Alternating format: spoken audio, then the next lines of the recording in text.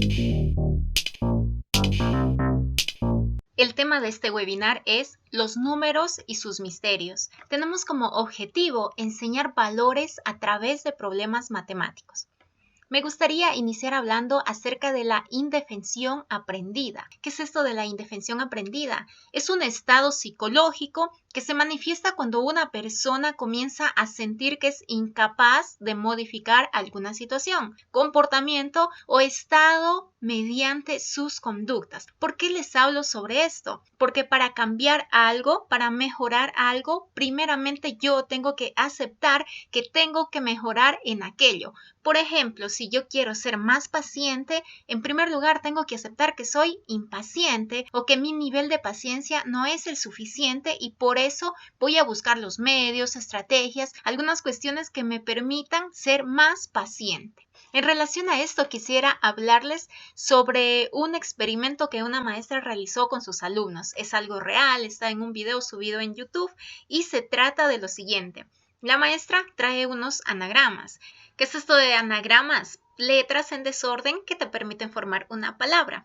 Y listo, entrega los diferentes anagramas a sus alumnos y les dice que es el mismo anagrama para todos. Pero esto no era cierto, era parte del experimento. Entonces, las dos primeras palabras no eran las mismas. La última, eran 3 palabras en total. La última sí era la misma. Para un grupo, las dos primeras palabras eran muy sencillas, palabras de 3, 4 letras, súper fáciles para que tú puedas identificar el orden de cada una de las letras y formes la palabra que correspondía. Mientras que para el otro grupo, las letras eran letras sin sentido, o sea, letras que eligió al azar y que no formaban una palabra. De hecho, era imposible formar una palabra con aquellas letras. El trabajo era individual, ¿no? Cada uno tenía listo ahí sus anagramas para comenzar a conformar estas palabras. Pasa que la profe les dice, vamos con el primero, pero si ustedes terminan, no tienen que decir qué palabra es. Lo que tienen que hacer es levantar la mano para yo entender que ya terminaron. Comienza, ¿no?, este experimento. Los chicos no sabían de qué se trataba, obviamente, y no pasó ni 3 segundos que un gran grupo de estudiantes levanta la mano en muestra de que ya terminó, formó la palabra, mientras que el otro grupo, ¿no?, se queda un poco sorprendido de cómo terminaron tan rápido y ellos aún no lograban terminar. Y algunos seguían pensando, seguían intentando y no lograban. La maestra no se toma un par de segundos y luego dice, listo, continuemos, segunda palabra, vamos. Y todos comienzan, ¿no? Listo, e igual, no pasan ni 3 segundos y los estudiantes levantan la mano. Y entonces los del otro grupo igual no se quedan viendo a los otros y como que, ¿cómo lo hacen tan rápido? ¿Cómo lo lograron? Y mientras que el grupo que logró también fija sus miradas en los que aún no lo logran, como diciéndole, ¿y qué les pasa a estos? O sea, ¿esto tan fácil no pueden hacerlo? Y listo, la profe dice, bueno, vamos terminando, la última palabra, listo, iniciamos. Y más o menos se demoran, ¿no?, tipo 5 segundos, levantan la mano el mismo grupo que había logrado resolver las 2 primeras palabras y unas 2, 3 personas del otro grupo que no lograron resolver las primeras palabras, que por cierto no había cómo formarlas, también levantó la mano. Luego la profesora les explica de qué se trataba este experimento. Les dice, ¿no?, que no tenían, las 2 primeras palabras no eran las mismas. Incluso es imposible que lograsen formar una palabra porque eran letras al azar que no iba a salir nada. Entonces estos estudiantes como que, ya entendemos, ¿no? Pero la maestra, para mostrar esto de la indefensión aprendida, es el concepto que yo tengo sobre algo acerca de mí, que si yo puedo, no puedo, y aparece cuando yo ya intenté muchas veces hacer algo y no lo logré. Entonces en mi cerebro se crea una barrera de que no puedo hacerlo, soy inútil para esto no es lo mío. Y esto es lo que les pasó justamente a estos chicos, ¿no? Luego la profe les pregunta a estos chicos que no lograron sacar las 2 primeras palabras, ¿cómo se sintieron? Y un chico les responde, yo me sentí estúpido, ¿no? Porque tan rápido ellos lo lograron resolver y yo no lo lograba resolver, me sentí el más estúpido de la clase. Otra chica les dice, yo me sentí muy confundida. Otra menciona, yo me sentí frustrada porque no podía hacerlo. Entonces la maestra les hace reflexionar en esto, ¿no? Cómo nuestro cerebro aprende, cómo nuestro cerebro entiende, y donde más podemos identificar esto de la indefensión aprendida es en la última palabra. Los 2 grupos tenían la misma palabra, sin embargo, el grupo que sí logró resolver las 2 primeras logra resolver la tercera, pero el otro grupo no. porque quizá en su cerebro ya se creó esa barrera de no puedo, no, esto no es lo mío, o como dijo el primer chico, no, soy un estúpido. Sí, se sintió, soy un estúpido, no puedo, y no lo hizo. La maestra justo en ese rato le dice, pero mira la tercera palabra, ¿no? Le muestra las letras en desorden y le dice, ¿sabes qué palabra es? Entonces el chico las queda viendo, ¿no? Las analiza por un momento y dice, sí, y dice la palabra que se conforma con esas letras que estaba en desorden. Sí, la pudo hacer, pero cuando supo lo que su profe había hecho, ¿no? Este experimento de cómo si a nosotros nos dicen algo, nosotros nos creemos en eso. ¿Y por qué les cuento esto en este tema de valores a través de las matemáticas? Porque, queridos compañeros docentes, lastimosamente nosotros no sabemos de qué hogares vienen nuestros alumnos. Ciertamente que los maestros decimos enseñar principios y valores es de la casa, es del hogar, ese es deber de los padres, pero no todos los padres lo hacen. ¿Qué pasa con nuestros chicos que de verdad tienen padres que es un hogar un poco complejo? Hay una frase muy bonita que dice, no sabemos de qué tormentas vienen nuestros estudiantes.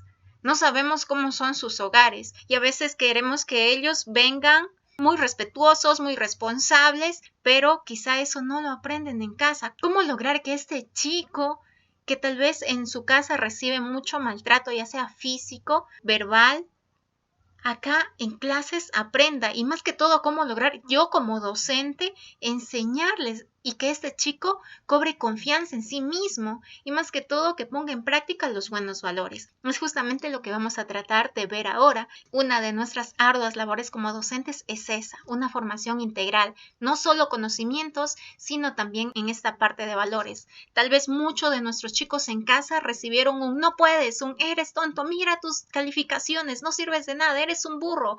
La verdad es que esta realidad sí pasa en muchos de los hogares de nuestros estudiantes y nuestros estudiantes llegan con esa mentalidad a clases, pensando que son lo peor, pensando que no sirven. Entonces, ¿cómo si yo en mi mente sé que no puedo, que soy malo para el estudio, cómo le voy a poner atención a mi maestra? Quizá en mi mente está cruzando mientras ella explica, en mi mente cruza el igual, no me va a servir de nada ponerle atención porque no voy a aprender, soy tonto.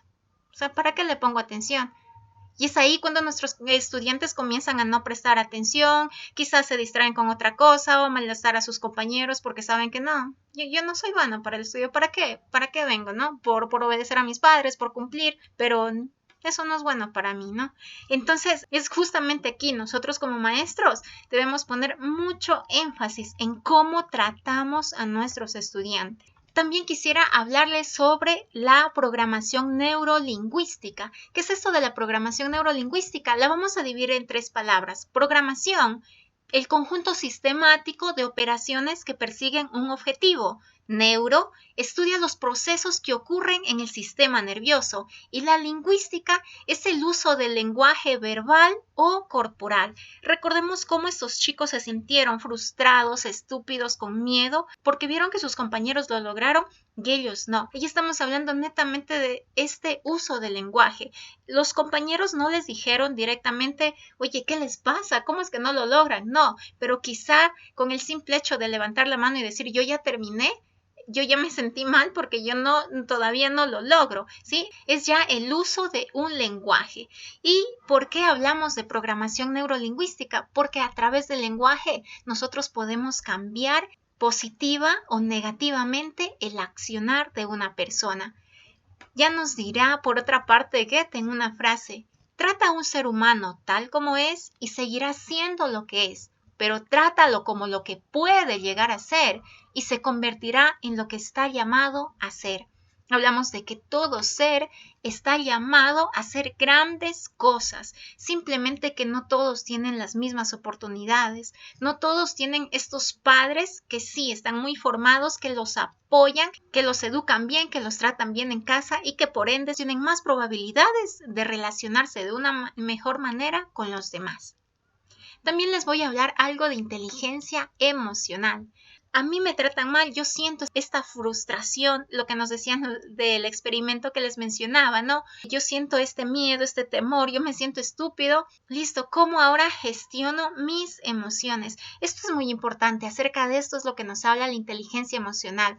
Todos podemos sentir diferentes emociones. Tal vez yo puedo sentir como la chica que pueden ver en la imagen, ¿no? Con mucha ira, con mucha rabia, pero puedo aprender a gestionar esa emoción para que no me afecte en mi accionar. Sí, puedo sentirme muy deprimido, pero eso no significa que voy a llegar a clases súper deprimida, hola chicos, y poner una cara así de lo peor, ¿no? Y es lo mismo que nosotros debemos enseñar indirectamente a nuestros estudiantes, porque ciertamente que nosotros como personas adultas, maduras, formadas, será un poco fácil el manejo de estas emociones, pero no para nuestros estudiantes, por ejemplo, nuestros estudiantes chiquititos, ¿no? Los de 5, 6, 7 añitos, que puedan gestionar esta inteligencia emocional. En sí, podríamos decir que la programación neurolingüística y la inteligencia emocional tienen que ver directamente en los patrones conductuales, o sea, en mi comportamiento, cómo yo me comporto según la programación neurolingüística, cómo me tratan en mi casa, cómo me tratan en la sociedad, lo que escucho decir de mí, ¿sí? Ya sea, como les decía al inicio, no simplemente con palabras, con acciones, ya eso influye sobre mí. Y mi inteligencia emocional, si yo sé regular o no sé regular mis emociones, va a hacer que mis patrones conductuales sean de una u otra forma. Ahora, ¿cómo podemos incidir indirectamente en esta práctica de valores? Vamos a mostrarles un ejemplo muy práctico. ¿Qué tal si nosotros hablamos acerca de la fuerza, la masa, ¿no? El Newton? Podemos iniciar con algunas características de estos personajes. Por ejemplo, en este caso Newton, ¿no? Nosotros investigamos alguna característica de esta persona que podamos compartirla con nuestros estudiantes. Indirectamente ellos van a aprender. Les he traído un ejemplo para compartir con ustedes. Les voy a leer, ¿no? Isaac Newton y su perro Diamante. Newton tenía un perro llamado Diamante. Él amaba mucho a su perro. Un día Newton había terminado de escribir su trabajo científico en el manuscrito y decidió ir a dar un paseo. Diamante vio que su amo salía de la habitación y decidió seguirlo. Al lanzarse tras su amo, hizo caer una vela encendida sobre los papeles que le habían llevado meses en escribir. Newton vio esto, pero era demasiado tarde para salvar el manuscrito. Observó a su perro por un rato, no mostró ningún signo de ira y luego dijo con serenidad: Diamante, jamás sabrás el daño que has causado hoy. ¿Qué tal esta serenidad, esta tranquilidad de Newton, ¿no? Un trabajo que le había llevado meses en hacerlo y de repente, su perro, por un accidente, todo este trabajo queda absolutamente en nada. ¿Cómo Newton logra controlar esa ira? Nosotros podemos hacer una reflexión pequeña con nuestros estudiantes, ¿no? ¿Qué se puede rescatar acerca de esta historia que es algo real? Y nuestros estudiantes solos van a comenzar a reflexionar. Quizás es bueno incluso dejarlo ahí, sin compartir. Y inconscientemente, nuestros estudiantes tal vez cuando pasen por un episodio parecido en su vida, o incluso nosotros, vamos a aprender a accionar de mejor manera.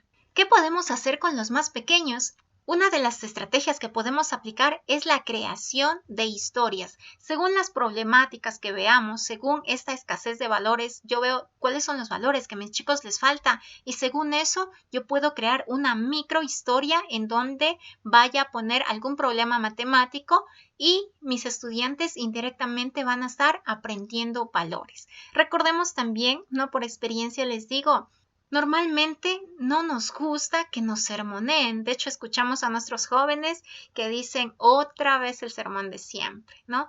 Casi a ningún adolescente le gusta que le vengan con consejos. Entonces, la manera nosotros que podemos actuar estratégicamente a través de estas historias, a través de nuestros problemas, les vamos inculcando los valores, pero de forma indirecta. Y sí funciona, porque nosotros aprendemos consciente e inconscientemente.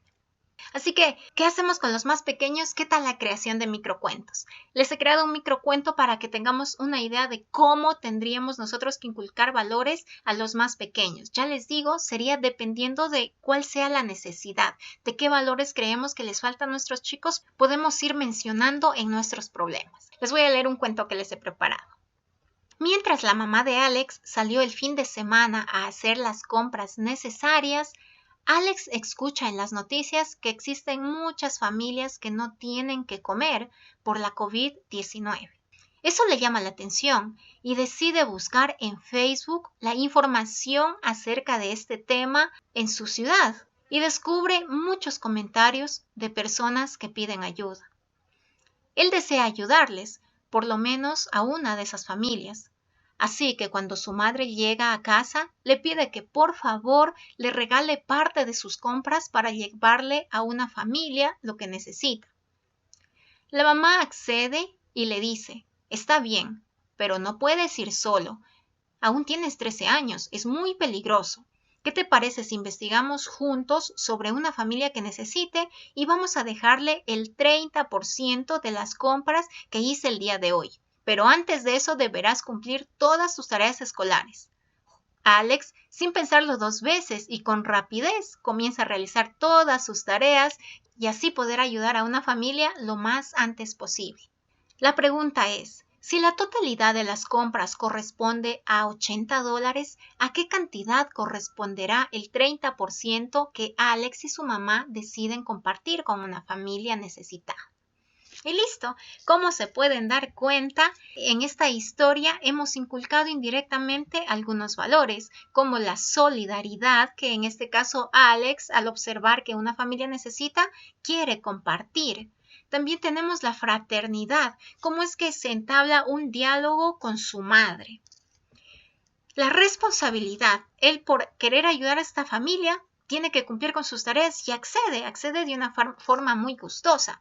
Y lo último, el diálogo que se entabla. Hablamos de una falta de diálogo en las familias, falta de diálogo en los hogares. Imaginen este problema, si un niño lee o escucha este problema matemático, luego quizá que lo va a poner en práctica. Cuando él escuche algo, cuando vea algo, le va a contar a su mamá, a su papá, a sus hermanos y se va a entablar este diálogo en la familia. El diálogo es una base fundamental en las familias.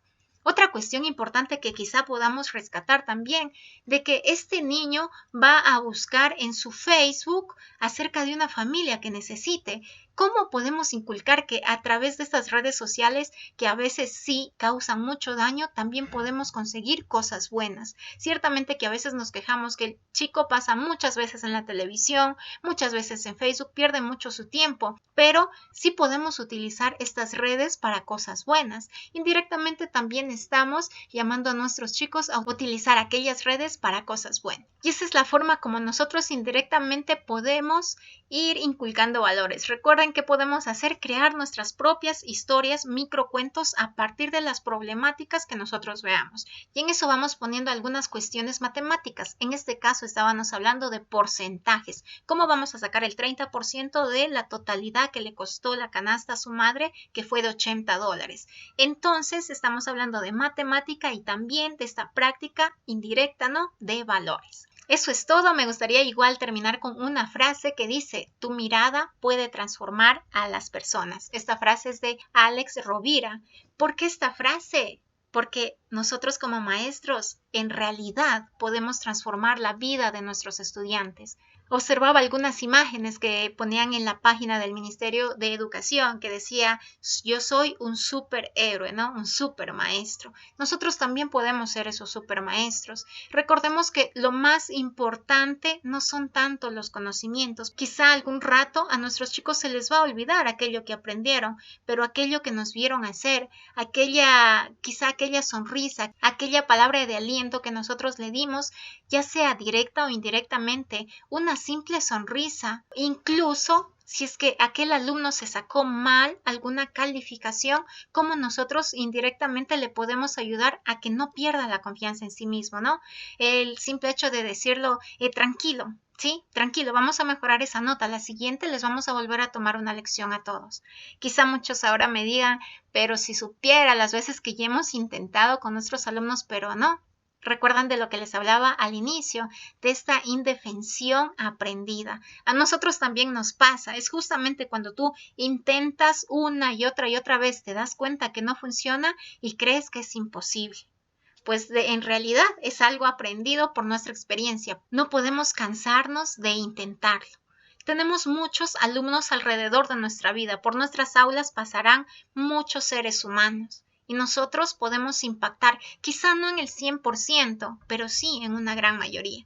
Así que esto es todo en cuanto a este tema, ¿no? Esperamos seguir aprendiendo mucho más, profundizando todo esto de neurolingüística e inteligencia emocional, que es muy importante para entender por qué mi alumno reacciona de tal o cual manera. Porque si yo intento tratarles bien, ¿por qué este alumno me alza la voz? ¿Por qué no me respeta? ¿Por qué si yo me demoro tanto preparando el material para darles clases, nadie me hace caso o la mayoría no me hace caso? ¿Por qué si trato de indicarles bien y no resulta bien mi clase, no? Entonces, esto nos va a permitir entender todo este accionar de nuestros chicos y nos va a permitir, en primer lugar, entenderles. Y cuando nosotros logremos entenderles, vamos a saber qué hacer y cómo actuar ante aquello para mejorar no solo nuestra práctica docente, sino también para incidir en la conducta y en sí en la vida de nuestros estudiantes. Muchas gracias.